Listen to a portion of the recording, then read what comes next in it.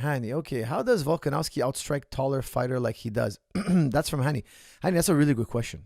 That's a very good question. He's incredibly explosive. Don't forget, it's not just reach. Reach helps you with distance, but how fast can you go in and out? He's shorter but faster than most, so it kind of evens him out, okay?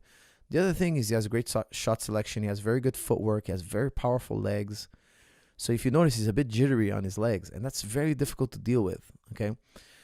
He's super game to take a punch. He's very game to take a punch. And when he gives a punch, people feel it. So he can crowd you. Guys, he's a bit of a, he's a very technical fighter, but there is a blood and guts element to his style. He can take a shot, and man, he can give a shot. Okay, so he's not scared to crowd you. He's not scared to take you down. He's short, so he's good in getting in the legs.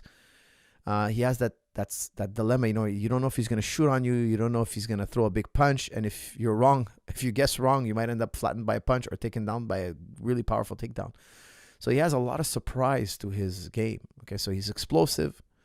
He has very powerful legs that allow him to stay jittery on his feet, which is hard to read. When a guy's jittery like that, you don't know if he's going to explode forward at any moment. So you have to stay on high alert. When he hits hard. When he shoots hard. So you're always guessing. You're always trying to guess. And if you guess wrong, it's a big problem. So he's a very, very scary guy to deal with for sure. I missed your Islam versus Volk prediction. I'd love to hear your take. That's from David. David, I'm giving you guys my quick and dirty prediction. I'm going with Islam Makhachev, but I will do a full breakdown eventually as the fight gets closer.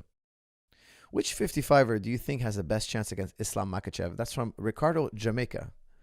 Well, Mr. Jamaica, I'll tell you, I think Beneil Dariush, he beat Gumrot. He did a phenomenal job. What a fight. What a fight. That fight went from 0 to 60 at the start of the bell. It went from 0 to 60. And it didn't stop. It didn't stop for 15 minutes. What a fight. Incredible fight. I think Beneil Dariush, in my opinion, is next in line. And I hope he gets that title fight. I would also love to see Volkanovski. Volkanovski is, guys, Volkanovski is going to be a mega fight. I hope he fights Islam Makhachev. They put him in the octagon after the fight. Guys, if that fight happens, man, I'm so excited for that fight. I don't think it's inked yet, but that's going to happen. I'm super hyper excited for that fight, guys. We'll do a total breakdown on that. I'll go over their fights again, and we'll do a total breakdown. But I will tell you something, guys. That is one fight I will not miss. How do you see the Volkanovski fight playing out? That's from Jassim. Guys, ultimately, I think Makhachev beats him, but that's not an easy fight. That's a very difficult fight. I'll tell you why.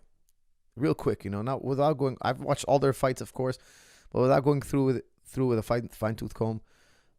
Volkanovski his timing is just really bizarre. It's like he has a phenomenal timing. He slices in and out.